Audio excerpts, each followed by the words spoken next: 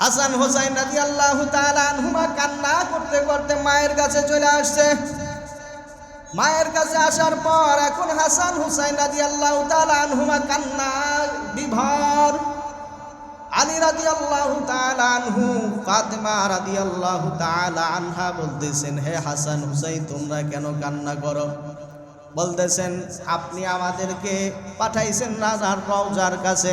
নানার রওজার কাছে যাওয়ার পর নানা তো আমাদের বইলা দিছে আজকের পর থেকে আর তোমরা আমাদের কাছে থাকবা না, তুমি আমাদের কাছে থাকবা না। কান্না করতেছেন। এরপরে হযরত ফাতেমা রাদিয়াল্লাহু তাআলা আনহা বলেন, হে হাসান হোসাইন যাও তোমরা তোমাদের বাবা আলী রাদিয়াল্লাহু তাআলা আনহুকে আমার কাছে নিয়ে আসো। জোহরের পর যত জোহরের সময় ঘনায় জোহর হয়, জোহরের ওয়াক্ত আইসা পড়ে আর ফাতেমা রাদিয়াল্লাহু তাআলা আনহার শরীরের জ্বর আস্তে আস্তে বাড়তেছে। বলতেছেন, যাও তোমরা তোমাদের বাবাকে একটু আমার কাছে ডাক দাও। আলী রাদিয়াল্লাহু তাআলা আনহু যখন ফাতেমা রাদিয়াল্লাহু তাআলা আনহার কাছে আসলেন, ফাতেমা রাদিয়াল্লাহু তাআলা আনহা আলী রাদিয়াল্লাহু তাআলা আনহুকে ডাক দিয়া বলেন, প্রাণের স্বামী গো আমার, যেই দিন থেকে আপনার সাথে আমার বিবাহ বন্ধনে আবদ্ধ হয়েছি ওই দিন থেকে আজ পর্যন্ত হয়তো আপনার সাথে অনেক বেয়াদবি করেছি, অনেক গোস্তাগি করেছি। স্বামী গো আমার, আপনি যদি আমাকে মাফ না করেন, কালকে কিয়ামতের ময়দানে আমার নবী, আমার বাবা, দোজাহানের সর্দার হযরত মুহাম্মদ সাল্লাল্লাহু আলাইহি ওয়াসাল্লাম এর সামনে কালকে কিয়ামতের ময়দানে আল্লাহর সামনে অপমানিত হতে হবে। কাজেই স্বামী গো আমার, চিরজীবনের জন্য আমাকে আপনি ক্ষমা করে দেন। যিনি রাসূলের কলিজার টুকরা, তিনি যদি সেই আলী তার স্বামীর কাছে ক্ষমা চাইতে পারে, ও মা, পর্দার আড়ালের মা, তুমি না জানি তোমার স্বামীর সাথে কত গুস্তাগি করেছো। স্বামীকে কথায় কথায় গালি দাও, ধমক দাও, চোখ রাঙ্গাইয়া কথা বলো। একটু চিন্তা করে দেখিও, কালকে কিয়ামতের ময়দানে আমার আল্লাহ যদি জিজ্ঞেস করে, তাইলে জবাব দিতে পারবানি? আলী রাদিয়াল্লাহু তাআলা আনহু কথা শোনার সাথে সাথে তিনি চোখের পানি ছেড়ে দিয়ে বলেন, না গো স্ত্রী আমার, তুমি তো দোজাহানের সর্দার হযরত মুহাম্মদ মুস্তাফা সাল্লাল্লাহু আলাইহি ওয়াসাল্লামের কলিজার টুকরা, একমাত্র কলিজার টুকরা।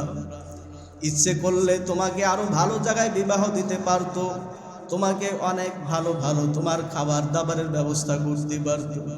বিবাহের পর থেকে আজ পর্যন্ত তোমাকে এক বেলা ভাত পেট ভরে খাওয়াইতে পারি না। এমনও কতদিন চলে গেছে, একদিন, দুই দিন, 3 দিন পর্যন্ত সেই আলী রাদিয়াল্লাহু তাআলা আনহুর ঘরে কোনো খাবারের পাক হয় নাই। চুলার মধ্যে ঘাস জন্মায় গেছে, খাবারের ব্যবস্থা নাই। ওই স্ত্রী বলতেছেন, স্বামী আমাকে ক্ষমা কইরা দেন। আলী রাদিয়াল্লাহু তাআলা আনহু তিনিও স্ত্রীর হাত দুইটা ধইরা কান্না করতেছেন। ফাতেমা রাদিয়াল্লাহু তাআলা আনহাও কান্না করে, আলী রাদিয়াল্লাহু তাআলা আনহু কান্না করে। দুইজনে কান্না করার পর ক্ষমা চায়। ফাতেমা রাদিয়াল্লাহু তাআলা আনহাও ক্ষমা চায়, আলী রাদিয়াল্লাহু তাআলা আনহু ক্ষমা চায়। বলতেছেন, স্ত্রী গো আমার, তোমার ভরণ পোষণ আমি দিতে পারি নাই, ভালো একটা পোশাক জোড়ায় করে দিতে পারি নাই, একবেলা খাবার পেট ভরে খাওয়াইতে পারি নাই। তুমি যদি আমাকে ক্ষমা না করো, কালকে কিয়ামতের ময়দানে দোজাহানের সর্দার মুহাম্মদ মুস্তাফা সাল্লাল্লাহু আলাইহি ওয়াসাল্লামের সামনে মুখ দেখাইতে পারবো না। স্ত্রীও কান্না করে, স্বামীও কান্না করে। পর্দার আড়ালের মা, একটু চিন্তা করে দেখো, কত গোস্তাগি করি আমরা, স্বামীদের সাথে কত গোস্তাগি করি, আবার আমরা স্ত্রীর ভরণ পোষণও ঠিক মতো দেই না। স্ত্রীকে আমরা কথায় কথায় মারপিট করি। কালকে কিয়ামতের ময়দানে যদি একজন আর একজনের দাবি না সারে, জান্নাতে যাওয়া সম্ভব না। স্বামীর হাত ধরে যখন ক্ষমা এর সাবজেক্ট যখন শেষ হইল, ফাতেমা রাদিয়াল্লাহু তাআলা আনহা বলেন, স্বামী গো আমার বাবা বলছেন ইফতার করতে হবে আমার বাবার সাথে, কাজেই আস্তে আস্তে দিনটা শেষ হয়ে যাইতেছে, সন্ধ্যা ঘনায় আসতেছে। ইফতারের আগেই আমার জানটা কবজ হয়ে যাবে। স্বামী গো, আমার আপনার কাছে আমার নসিহত, 1 নম্বর নসিহত হলো আমার দাফন কাফন তাড়াতাড়ি সম্পন্ন করবেন। কালকে পর্যন্ত দেরি করবেন না, এশারের আগে আমার দাফন কাফন শেষ করে দিবেন। এবং কাউকে অন্য বেগানা পুরুষ যাদের সাথে দেখা দেওয়া জায়েজ নাই তাদেরকে তারা যেন আমার জানাজায় অংশগ্রহণ না করে। আলী রাদিয়াল্লাহু তাআলা আনহু ডাক দিয়া বলেন, হে ফাতেমা, বলো কি তুমি তো দুজাহানের সর্দার, হযরতে মুহাম্মদ মুস্তাফা সাল্লাল্লাহু আলাইহি ওয়াসাল্লামের কলিজার টুকরা। তোমার কথা যদি কেউ শুনে তুমি মারা গেছো, জীবন দিয়া হইলেও তো তোমার জানাজায় উপস্থিত হবে। ফাতেমা রাদিয়াল্লাহু তাআলা আনহা বলেন, এই জন্যই তো আমি এলান দেওয়ার জন্য নিষেধ করতেছি। আল্লাহ তাআলা বলেন, ওয়ালা ইউবদিনা যিনাতাহুন্না ইল্লা লিবুউলাতিহিন্না, অর্থাৎ তার সৌন্দর্য তার স্বামী ছাড়া কাউকে দেখাইতে পারবে না। আর আমার মৃত্যুর পর যদি বেগানা পুরুষরা যদি আমার জানাজায় অংশগ্রহণ করে, তাইলে হয়তো তারা আমার চেহারা দেখবে না, কিন্তু কাফনের উপর দিয়া তো আমাকে দেখবে। দেখার পর তাদের মধ্যে ধারণা হবে রাসূলের মেয়ে এইরকম মোটা ছিল বা এইরকম পাতলা ছিল, এইরকম লম্বা ছিল অথবা এইরকম খাটো ছিল। তাদের মধ্যে ধারণা হয়ে যাবে তার রাসূলের মেয়ে এইরকম ছিল। আর কাল কিয়ামতের ময়দানে যদি আমার আল্লাহ আমাকে জিজ্ঞেস কইরা বসে, হে ফাতেমা, তুমি না দোজাহানের সর্দার মুহাম্মদ মুস্তাফা সাল্লাল্লাহু আলাইহি ওয়াসাল্লামের মেয়ে, তোমার শরীর কেন পরপুরুষ দেখলো? বারদারার আলের মা, একটু চিন্তা করে দেখো, দোজাহানের সর্দার মুহাম্মদ মুস্তাফা সাল্লাল্লাহু আলাইহি ওয়াসাল্লামের মেয়ে যদি এত সতর্ক থাকতে পারে, আপনি আমি আজকে চুল বের করে পেট পিট বের করে আজকে পরপুরুষের সামনে দিয়া হাঁটা চলা করি, কালকে আমাদের ময়দানে আপনার অবস্থা কি হবে একটু চিন্তা করে দেখি। আল্লাহ পাক রব্বুল আলামিন আমাদেরকে কত সুন্দর করে দুনিয়াতে পাঠাইছেন, কত সুন্দর একজন মানুষকে আল্লাহ কত সুন্দরভাবে সৃষ্টি করছেন। আমাদের বডির দিকে তাকাইলে আমরা বুঝতে পারি একজন মানুষের শরীরে প্রায় ৯,৭৬৮ প্রকার চামড়া রয়েছে। কত হাজার? সবাই বলেন কত হাজার? ৯,৭৬৮ প্রকার চামড়া আমার শরীরের মধ্যে আল্লাহ দিয়েছেন। এই একজন মানুষের শরীরের মধ্যে এই ৯,৭৬৮ প্রকার চামড়া। যেমন মনে করেন আমার হাতের চামড়া একরকম, আবার এখানের চামড়া আর একরকম। কথা বলেন, কানের চামড়া একরকম, চেহারার চামড়া একরকম। শীতকাল আসলে কান ঠান্ডা হয়ে যায়, কান টুপি করি আমরা, কিন্তু চক্ষু কিন্তু আমরা বাহির করে রাখি। চক্ষু টুপি আজ পর্যন্ত বের হয়েছে, চোখ টুপি। চোখে ঠান্ডা লাগে না, কানে ঠান্ডা লাগে। রানের চামড়া একরকম, পায়ের চামড়া আর একরকম। পা দিয়ে আমরা মাইলকে মাইল হাঁটি, কিন্তু পা কখনো ক্ষয় হয়ে যায় না। কিন্তু আপনি যদি হামাগুড়ি দেন, এখান দিয়ে যদি আপনি হাঁটেন এইভাবে কিছুদিন পরে এখানে শুইলে যাবে, কিছুদিন না কিছুক্ষণ পরে শুইলে যাবে। তাইলে এটাও তো চামড়া, এটাও তো চামড়া। আল্লাহ তাআলা এরকম ৯,৭৬৮ প্রকার চামড়া দিয়ে আমাকে সৃষ্টি করছেন। সুবহানাল্লাহ। একটা জিনিস দেখেন, আমার চামড়া আর একজনের শরীরে লাগাইলে কিন্তু সে সুস্থ হয় না, বরং পছন্দ হয়ে যাবে। কথার কথা, আপনার শরীরে গোস্ত লাগবে, এখন আমার এখান থেকে লাগাইলে হবে না। আপনার শরীরে চামড়া লাগবে, আমার এখান থেকে লাগাইলে হবে না। আপনার শরীরে এক জায়গা থেকে গাইটা লাগাইতে হবে। সুবহানাল্লাহ। মানুষের আঙ্গুলের বৃদ্ধাঙ্গুলি আছে না, এর মধ্যে ১৫৩টা রেখা রেখেছেন আল্লাহ তাআলা। সুবহানাল্লাহ। ১৫৩টা রেখা এতটুক জায়গার মধ্যে বর্তমান জমানায় ৮০০ কোটি মানুষ আছে, একজনের রেখার সাথে আর একজনের রেখা মিল নেই কেন? সুবহানাল্লাহ, সুবহানাল্লাহ। তাইলে আল্লাহ কত সুন্দর করে আমাকে বানাইছেন, কত সুন্দর করে বানাইছেন। আল্লাহু আকবার। কণ্ঠস্বর, একজনের কণ্ঠস্বরের সাথে আর একজনের কণ্ঠস্বরের মিল নাই। এটা শুধু বর্তমান ৮০০ কোটির সাথে মিল নাই এরকমটা না, পৃথিবী সৃষ্টি হওয়া থেকে নিয়ে এই পর্যন্ত যত মানুষ সৃষ্টি হয়েছে কারোর সাথে মিল নাই। সুবহানাল্লাহ। মানুষের জিহ্বা আছে না, জিহ্বা, জিহ্বার স্বাদের স্তর আছে ৩৫৭টা। সুবহানাল্লাহ। অর্থাৎ ৩৫৭ প্রকারের খাবার যদি একসাথে জিহ্বার মধ্যে দেই, ওই মানুষটা বলতে পারবে যে কোনটার স্বাদ কিরকম। সুবহানাল্লাহ। আল্লাহ এত সুন্দর করে আমাকে বানাইছেন, একটু জিহ্বার মধ্যে ৩৫৭টা স্তর আল্লাহ দিলেন। এই একটুটুক রেখার মধ্যে আঙ্গুলের সাপের মধ্যে ১৫৩টা রেখা দিলেন, তাইলে সে কারিগরটা কেমন। সুবহানাল্লাহ। একজনের সাথে একজনের মিল নাই। মানুষের যে চোখ, এই চোখের মধ্যে সূক্ষ্ম সূক্ষ্ম রগ আছে কত? ১,৭০,০০০।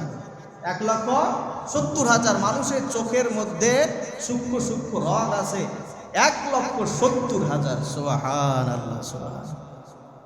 এই রগগুলো চালানোর জন্য ড্রাইভার দরকার হয় না?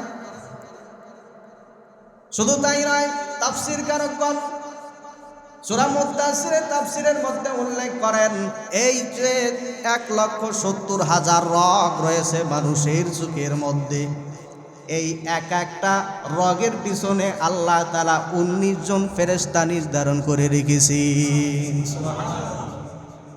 ১৯ জন ফেরেশতা নির্ধারণ করে রেখেছেন একটা রগের পিছনে। অর্থাৎ যদি একটা রগ যদি বেশ কম হয়ে যায়, তাহলে মানুষ স্ট্রোক করে। একটা রগ বেশ কম হয়ে গেছে, মানুষ স্ট্রোক। ওই যে বলে না যে স্ট্রোক করছে, স্ট্রোক করে আইসিইউর মধ্যে আছে। এই যে আমাদের আপনার বশির ভাই স্ট্রোক করছে, কয়দিন আগে কুয়েতে থাকে, স্ট্রোক করে আইসিইউর মধ্যে আছে। লোকটা ভালো ছিল, মানুষের সাথে কথা বলছে, স্ত্রীর সাথে কথা বলছে, কিছুক্ষণ পরে শুনে স্ট্রোক করছে, আইসিইউর মধ্যে ভর্তি আছে। কিসের কারণে? ওই একটা রগ আল্লাহ শুধু ঢিল করে দিছে। আপনার আমার বড়াই কতক্ষণ বড়াই, আজকে টাকার বড়াই দেখাই, ক্ষমতার বড়াই দেখাই, কতক্ষণ? একটু একটা রগ ঢিল করে দিলেই তো শেষ। আজকে দেয়ার ইজ নো গড বলো, আল্লাহ বলতে কিছু নাই। আল্লাহ যদি একটা রগ ঢিল করে দেয়, তাইলে আমার বড়াই শেষ, বরত্ব শেষ। কিসের এত অহংকার? এজন্য সবসময় চিন্তা করা, কখন না জানো আমার মৃত্যু আইসে পড়ে। সবসময় এটার চিন্তা করা, না জানি কখন আমার মৃত্যু আইসে পড়ে। আল্লাহ সবসময় এটা চিন্তা করা, আল্লাহ তাআলার ইবাদত বন্দেগীর মধ্যে কাটানো। এখন ওই ভাই আইসিইউর মধ্যে আছে, ইচ্ছা করলেও এখন ৫ ওয়াক্ত নামাজ জামাতে সহিত ৫ ওয়াক্ত নামাজে ৫ বার ওযুর সাথে মেসওয়াক করা। এই মেসওয়াক করার মধ্যে কতগুলো ফায়দা আছে, এর মধ্যে একটা ফায়দা হচ্ছে তার ঈমানের সাথে মৃত্যু হয়ে যাবে। সুবহানাল্লাহ। মেসওয়াক করা, আল্লাহ রাসূল বলেন, লাউলা আন আশুক্কা আলা উম্মতি লা আমারতুহুম বিসওয়াক। মুতাওয়াতির হাদিস, যে আমার উম্মতের উপর ওয়াজিব হয়ে যাবে এই আশঙ্কা যদি না থাকতো, তাইলে আমি তাদেরকে আদেশ করে দিতাম। কষ্ট হয়ে যাবে, এজন্য আমি তাদেরকে আদেশ করে দিলাম না। কিন্তু এটা অন্যতম একটা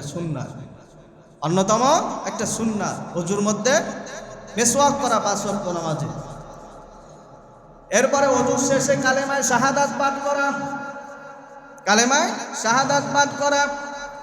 হাদিস শরীফের মধ্যে আসছে, যেই ব্যক্তি ওযু করলো, সুন্দর রূপে ওযু করলো, ওযু করার পরে কালেমায়ে শাহাদাত পাঠ করলো, আল্লাহ তাআলা মৃত্যুর সাথে সাথে ওই ব্যক্তির রূহটা ৭ আসমান জমিনের উপরে নিয়ে যায়। সুবহানাল্লাহ। ৭ আসমান জমিনের উপরে নিয়ে যাওয়ার পর আল্লাহ তাআলা ওই ব্যক্তির জন্য জান্নাতের ৮টা দরজা খুলে দেয়। সুবহানাল্লাহ। ওই ব্যক্তি যেই দরজা দিয়া ইচ্ছা সেই দরজা দিয়া জান্নাতের মধ্যে প্রবেশ করবে। সুবহানাল্লাহ। আমল কত ছোট, শুধু ওযু করলাম, ওযু তো করি। লা ইলাহা ইল্লাল্লাহ, আশহাদু আল্লা ইলাহা ইল্লাল্লাহ। মুয়াজ্জিন বলে আশহাদু আন্না মুহাম্মাদার রাসূলুল্লাহ, আমরাও বলবো আশহাদু আন্না মুহাম্মাদার রাসূলুল্লাহ। অনেকে বলে সাল্লাল্লাহু আলাইহি ওয়াসাল্লাম, না সাল্লাল্লাহু আলাইহি ওয়াসাল্লাম বলবেন না, এখানে আশহাদু আন্না মুহাম্মাদার রাসূলুল্লাহই বলতে হবে, এটাই হাদিস। অর্থাৎ মুয়াজ্জিন যেই বাক্যগুলো বলে ওই বাক্য দিয়ে আজানের জবাব দেওয়া। শুধু হাইয়া আলাস সালাহ, হাইয়া আলাল ফালাহ বলার সময় লা হাওলা ওয়ালা কুওয়াতা ইল্লা বিল্লাহ। হাদিস শরীফের মধ্যে আছে, যখন মুয়াজ্জিনের আজানের জবাবগুলো দেওয়া হয়, আজান শেষ হওয়ার পর এরপরে যখন দুরূদ শরীফ পাঠ করে সাল্লাল্লাহু আলাইহি ওয়াসাল্লাম। এই দুরূদ শরীফ পাঠ করার পরে এরপরে যখন আজানের যেই দোয়াটা আছে নির্ধারিত দোয়া, আল্লাহুম্মা রাব্বা হাযিহিদ দাওয়াতিত তাম্মা ওয়াস সালাতিল কাইমা আতি মুহাম্মাদানিল ওয়াসিলাতা ওয়াল ফাদিলা ওয়া বা'থু মাকামান মাহমুদানিল্লাযী ওয়া'আদতা। এই দোয়াটা যখন ওই বান্দা পাঠ করবে, আল্লাহর রাসূল বলেন ওই ব্যক্তিকে জান্নাতে নেওয়ার জন্য আমি রাসূলের সুপারিশ করা আমার জন্য ওয়াজিব হয়ে যায়। তাইলে আজান দিবে মুয়াজ্জিন, আপনি শুধু জবাব দিবেন আর শেষে সাল্লাল্লাহু আলাইহি ওয়াসাল্লাম এরপরে দোয়া পড়া, আল্লাহ তাআলা জান্নাতের ব্যবস্থা করে দিবেন। কত সহজ না? কত সহজ। এরপরে 5 ওয়াক্ত নামাজের পরে রব্বানা লা তুযিগ কুলুবানা বা'দা ইয হাদাইতানা ওয়া হাব লানা মিন লাদুনকা রাহমাতান ইন্নাকা আনতাল ওয়াহ্হাব। এই দোয়াটাও বেশি বেশি পাঠ করা। এই দোয়াটাও পাঠ করলে হয়তো আল্লাহ তাআলাও আমাদেরকে জান্নাতের ব্যবস্থা করে দিবেন। সুবহানাল্লাহ। এগুলো পালন করতে পারবো তো ইনশাআল্লাহ? কত সহজ আমল, কত সহজ আমল। 1 নম্বর হচ্ছে মেসওয়াক করা। মেসওয়াক 5 ওয়াক্ত নামাজে মেসওয়াক করব, বেরাস না, মেসওয়াক। বিরাজ করলে পরিষ্কার হওয়ার যে সুন্নাত এটা আদায় হবে, কিন্তু আল্লাহ রসুল যে ডাইরেক্ট ওই আপনার গাছের ডাল দিয়ে মেসওয়াক করছেন এই সুন্নাতটা আদায় হবে না। গাছের ডাল দিয়ে ইনশাল্লাহ কি করব? মেসওয়াক করব। যাদের দাঁত আছে, যাদের দাঁত নাই তারা কি করবেন? ওই মেসওয়াক দিয়ে খোঁচাইলে বা বিরাজ দিলেও তো আপনার ব্যথা পাবে। এই জন্য কমপক্ষে সুন্নাত আদায় করার জন্য শাহাদাত আঙ্গুল দিয়ে এইভাবে ঘষা, তাইলেও কি হয়ে যাবে? সুন্নাত আদায় হয়ে যাবে। আল্লাহ পাক দেখবেন যে আমার বান্দা দাঁত নাই, তারপরও আমার রাসূলের সুন্নাত পালন করার জন্য চেষ্টা করতেছে। আল্লাহ তাআলা আমল করার তৌফিক দান করেন। সকলে বলেন আমিন। শুরুতে বলেছিলাম ফ্যাক্টরি ভালো হলে কি হবে? মাল ভালো হবে। তো সন্তানের মা যদি ভালো হয় তাহলে সন্তান ভালো হবে। অর্থাৎ সন্তান যদি আপনার সন্তানের মা যদি ডিজে হয়, সন্তানও ডিজে হবে। কথা বলেন। সন্তানের মা যদি ফেসবুক চালানোওয়ালা হয়, সন্তানও ফেসবুক চালানোওয়ালা হবে। সন্তানের মা যদি টিভির মধ্যে যদি ওই ইন্ডিয়ান সিরিয়ালগুলো দেখে, তাহলে সন্তানও ইন্ডিয়ান সিরিয়াল দেখবে। কথা বলেন। এই জন্য সন্তানকে না ওই টিভির সামনে বৈশা মা এবং বাবা দুইজনকেই প্রত্যেকে বাইসা থাকতে হবে। কথা বলেন। তাইলে সন্তান মানুষ হবে। আমরা সন্তান মানুষ করতে চাই, কিন্তু উল্টা পথে মানুষ করতে চাইলে মানুষ হবে না। যেই পথে রাসূল চালানোর জন্য বলছেন ওইভাবে চালাইতে হবে ইনশাআল্লাহ। আল্লাহ আমল করা তৌফিক দান করেন। মাকে কিসে? পর্দায় থাকতে হবে। কিসে থাকতে হবে? পর্দায় থাকতে হবে। মা চুল বের করে ওই বেপর্দায় ভাবে ওই অর্ধ উলঙ্গ হইয়া যদি রাস্তাঘাটে বের হয়, তাইলে তার উপরে অন্য পুরুষের নজর পড়ে। আর যারা এইভাবে চুল বের করে যখন নগ্ন উলঙ্গ হইয়া যারা বের হয়, আল্লাহ রসুল সাল্লাল্লাহু আলাইহি ওয়াসাল্লাম বলেন, মেরাজের রাত্রিতে আমি যখন জাহান্নাম দিয়া ঘুরতেছিলাম, জাহান্নামের মধ্যে একদল নারীদেরকে দেখলাম, মাথার চুলগুলো উপরে কিছুর সাথে বাঁধা, নিচ দিয়া ওই জাহান্নামী নারীরা ঝুলতেছে। নিচ থেকে আগুন জ্বালায় দেওয়া হয়েছে, আর আগুনে ওই নারীগুলো করতেছে আর চিৎকার করতেছে।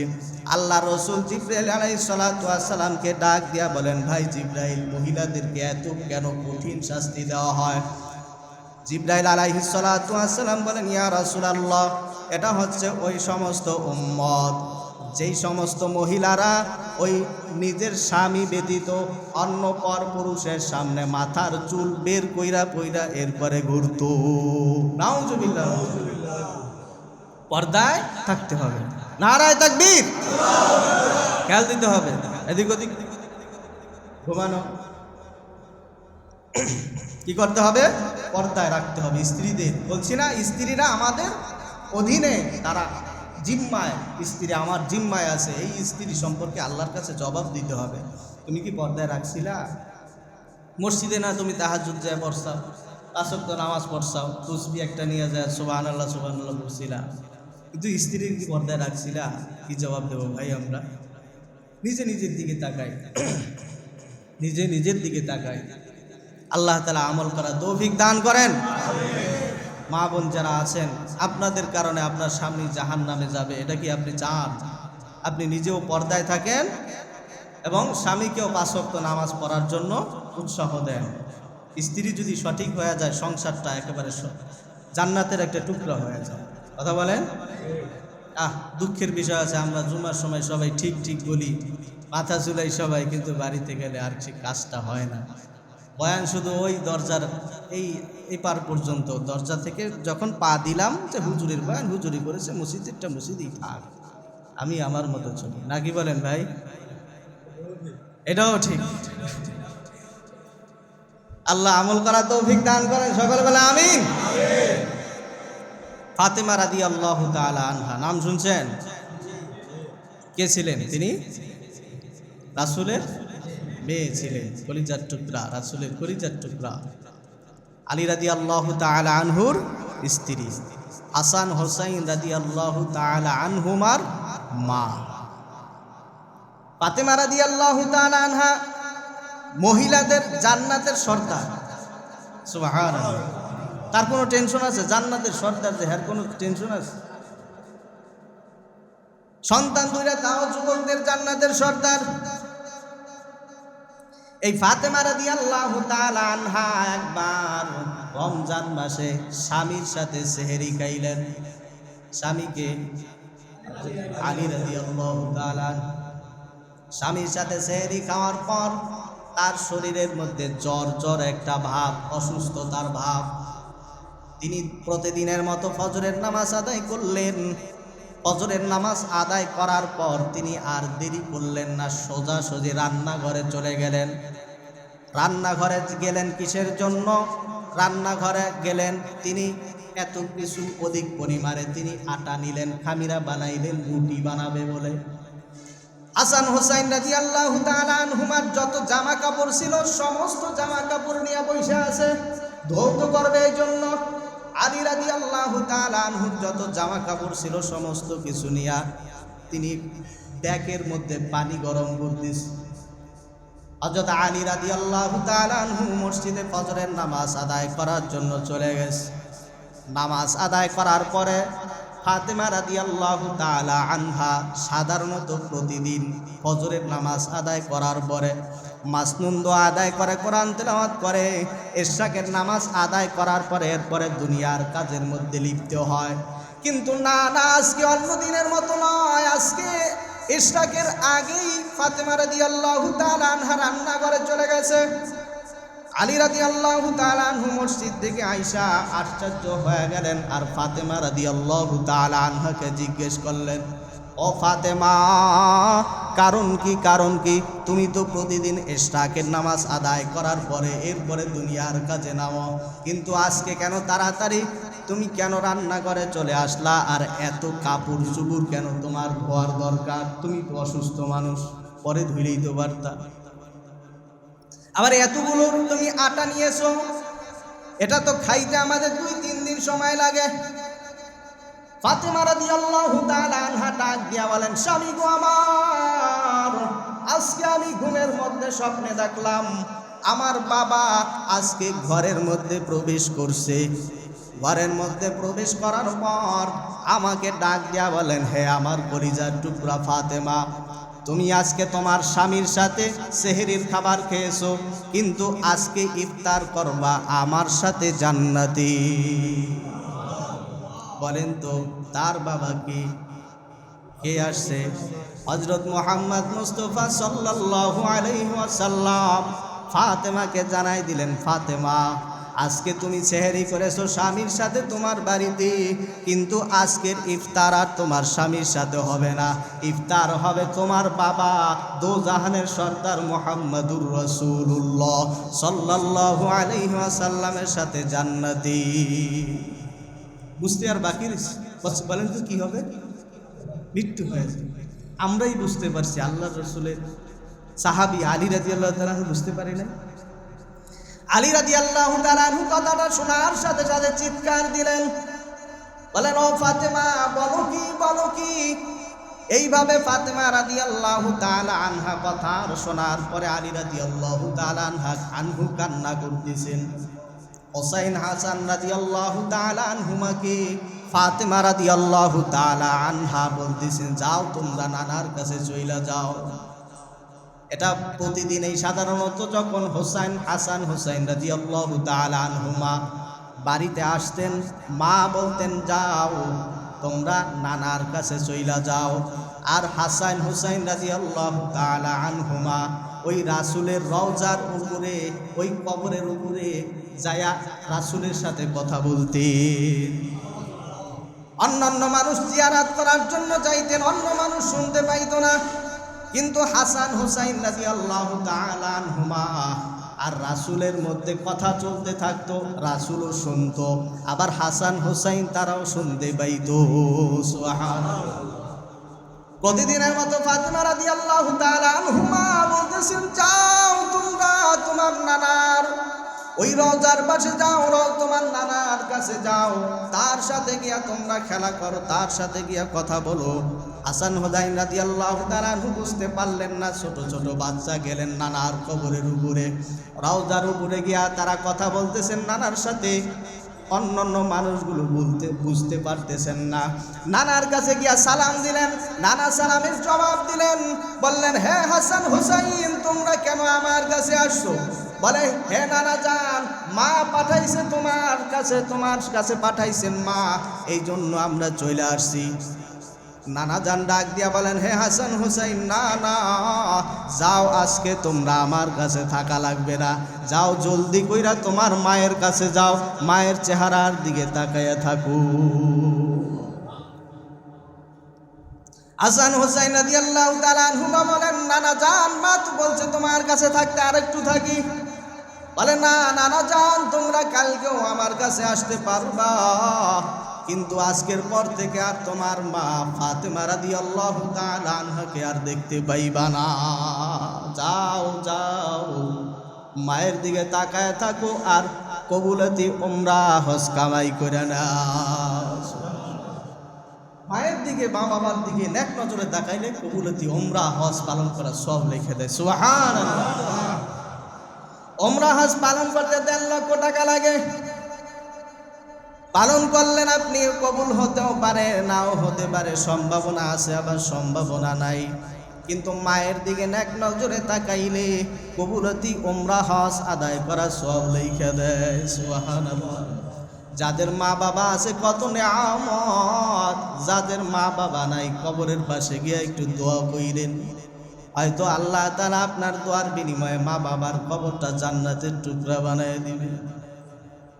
হাসান হোসাইন রাদিয়াল্লাহু তাআলা আনহুমা কান্না করতে করতে মায়ের কাছে চলে আসছে। মায়ের কাছে আসার পর এখন হাসান হোসাইন রাদিয়াল্লাহু তাআলা আনহুমা কান্না বিভোর। আলী রাদিয়াল্লাহু তাআলা আনহু, ফাতেমা রাদিয়াল্লাহু তাআলা আনহা বলতেছেন, হে হাসান হোসাইন তোমরা কেন কান্না করো? বলতেছেন, আপনি আমাদেরকে পাঠাইছেন নানার রওজার কাছে, নানার রওজার কাছে যাওয়ার পর নানা তো আমাদের বইলা দিছে, আজকের পর থেকে আর তোমরা আমাদের কাছে থাকবা না, তুমি আমাদের কাছে থাকবা না। কান্না করতেছেন। এরপরে হযরত ফাতেমা রাদিয়াল্লাহু তাআলা আনহা বলেন, হে হাসান হোসাইন যাও তোমরা তোমাদের বাবা আলী রাদিয়াল্লাহু তাআলা আনহুকে আমার কাছে নিয়ে আসো। জোহরের পর যত জোহরের সময় ঘনায়, জোহর হয়, জোহরের ওয়াক্ত আইসা পড়ে, আর ফাতেমা রাদিয়াল্লাহু তাআলা আনহার শরীরের জ্বর আস্তে আস্তে বাড়তেছে। বলতেছেন, যাও তোমরা তোমাদের বাবাকে একটু আমার কাছে ডাক দাও।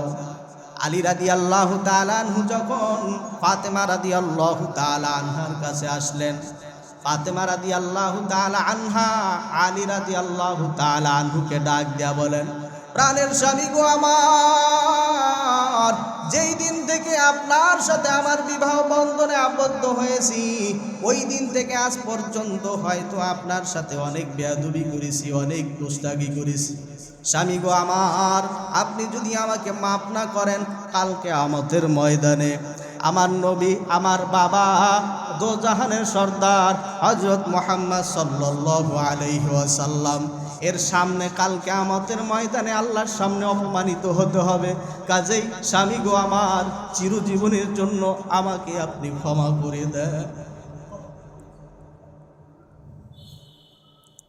যিনি রাসূলের কলিজার টুকরা, তিনি যদি সেই আলী তার স্বামীর কাছে ক্ষমা চাইতে পারে, ও মা,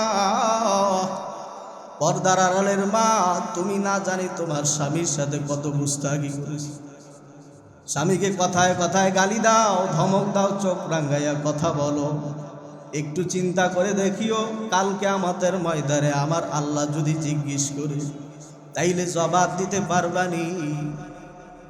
আলী রাদিয়াল্লাহু তাআলা আনহু কথা শোনার সাথে সাথে তিনি চোখের পানি ছেড়ে দিয়ে বলেন, না গো স্ত্রী আমার, তুমি তো দোজাহানের সর্দার হযরতে মুহাম্মদ মুস্তাফা সাল্লাল্লাহু আলাইহি ওয়াসাল্লামের কলিজার টুকরা, একমাত্র কলিজার টুকরা। ইচ্ছে করলে তোমাকে আরো ভালো জায়গায় বিবাহ দিতে পারতো, তোমাকে অনেক ভালো ভালো তোমার খাবার দাবারের ব্যবস্থা করতে পারতো। বিবাহের পর থেকে আজ পর্যন্ত তোমাকে এক বেলা ভাত পেট ভরা খাওয়াইতে পারি না। এমনও কতদিন চলে গেছে, একদিন, 2 দিন, 3 দিন পর্যন্ত সেই আলী রাদিয়াল্লাহু তাআলা আনহুর ঘরে কোনো খাবারের পাক হয় নাই। চুলার মধ্যে ঘাস জন্মায় গেছে, খাবারের ব্যবস্থা নাই। ওই স্ত্রী বলতেছেন, স্বামী আমাকে ক্ষমা কইরা দেয়। আলী রাদিয়াল্লাহু তাআলা আনহু তিনিও স্ত্রীর হাত দুইটা ধইরা কান্না করতেছেন।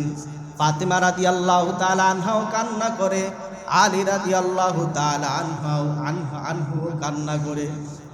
দুইজনে কান্না করার পর ক্ষমা চায়। ফাতেমা রাদিয়াল্লাহু তাআলা আনহাও ক্ষমা চায়, আলী রাদিয়াল্লাহু তাআলা আনহু ক্ষমা চায়।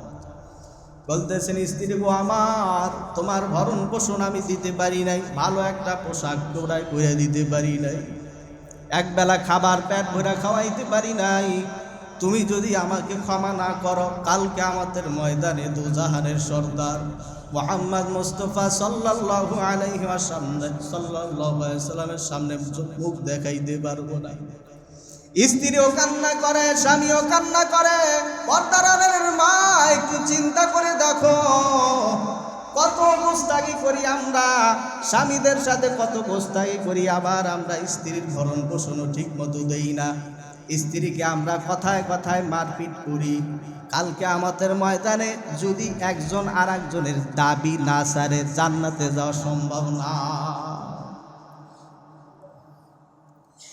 স্বামীর হাত ধরে যখন ক্ষমা এর সাবজেক্ট যখন শেষ হইল, ফাতেমা রাদিয়াল্লাহু তাআলা আনহা বলেন, স্বামী গো আমার বাবা বলছেন ইফতার করতে হবে আমার বাবার সাথে, কাজেই আস্তে আস্তে দিনটা শেষ হয়ে যাইতেছে, সন্ধ্যা ঘনায় আসতেছে, ইফতারের আগেই আমার জানটা কবজ হয়ে যাবে। স্বামী গো আমার আপনার কাছে আমার নসিহত, 1 নম্বর নসিহত হলো আমার দাফন কাফন তাড়াতাড়ি সম্পন্ন করবেন। কালকে পর্যন্ত দেরি করবেন না, এশারের আগে আমার দাফন কাফন শেষ করে দিবেন। এবং কাউকে অন্য বেগানা পুরুষ যাদের সাথে দেখা দেওয়া জায়েজ নাই, তারা যেন আমার জানাজায় অংশগ্রহণ না করে। আলী রাদিয়াল্লাহু তাআলা আনহু ডাক দিয়া বলেন, হে ফাতেমা, বলো কি, তুমি তো দোজাহানের সর্দার হযরতে মুহাম্মদ মুস্তাফা সাল্লাল্লাহু আলাইহি ওয়াসাল্লামের কলিজার টুকরা, তোমার কথা যদি কেউ শুনে তুমি মারা গেছো, জীবন দিয়া হইলেও তো তোমার জানাজায় উপস্থিত হবে। ফাতেমা রাদিয়াল্লাহু তাআলা আনহা বলেন, এই জন্যই তো আমি এলান দেওয়ার জন্য নিষেধ করতেছি। আল্লাহ তাআলা বলেন, ওয়ালা ইউবদিনা যিনাতাহুন্না ইল্লা লিবুউলাতিহিন্না, অর্থাৎ তার সৌন্দর্য তার স্বামী ছাড়া কাউকে দেখাইতে পারবে না। আর আমার মৃত্যুর পর যদি বেগানা পুরুষরা যদি আমার জানাজায় অংশগ্রহণ করে, তাইলে হয়তো তারা আমার চেহারা দেখবে না, কিন্তু কাফনের উপর দিয়া তো আমাকে দেখবে। দেখার পর তাদের মধ্যে ধারণা হবে রাসূলের মেয়ে এইরকম মোটা ছিল বা এইরকম পাতলা ছিল, এইরকম লম্বা ছিল অথবা এইরকম খাটো ছিল। তাদের মধ্যে ধারণা হয়ে যাবে তার রাসূলের মেয়ে এইরকম ছিল। আর কাল কিয়ামতের ময়দানে যদি আমার আল্লাহ আমাকে জিজ্ঞেস কইরা বসে, হে ফাতেমা, তুমি না দোজাহানের সর্দার মুহাম্মদ মুস্তাফা সাল্লাল্লাহু আলাইহি ওয়াসাল্লামের মেয়ে, তোমার শরীর কেন পর পুরুষ দেখলো? পর্দার আলের মা একটু চিন্তা করে দেখো, দোজাহানের সর্দার মুহাম্মদ মুস্তাফা সাল্লাল্লাহু আলাইহি ওয়াসাল্লামের মেয়ে যদি এত সতর্ক থাকতে পারে, আপনি আমি আজকে চুল বের করে প্যাট পিট বের করে আজকে পরপুরুষের সামনে দিয়া হাঁটা চলা করি, কালকে আমাদের ময়দানে আপনার অবস্থা কি হবে একটু চিন্তা করে দেখি। এজন্য সকলকে উদারত আহ্বান রাখবো, যারা পুরুষ আছি আমাদের অধীনস্থ যে মা বোনরা আছে তাদেরকে আমরা এইভাবে লালন পালন করবো, এইভাবে চলাবো যাতে করে তাদের পর্দাটা যাতে মেনটেন করা হয়, পর্দা যাতে লঙ্ঘন না হয়। আল্লাহ আমল করা তৌফিক দান করেন। ওয়া আখিরু দাওয়ানা আলহামদুলিল্লাহি রাব্বিল আলামিন।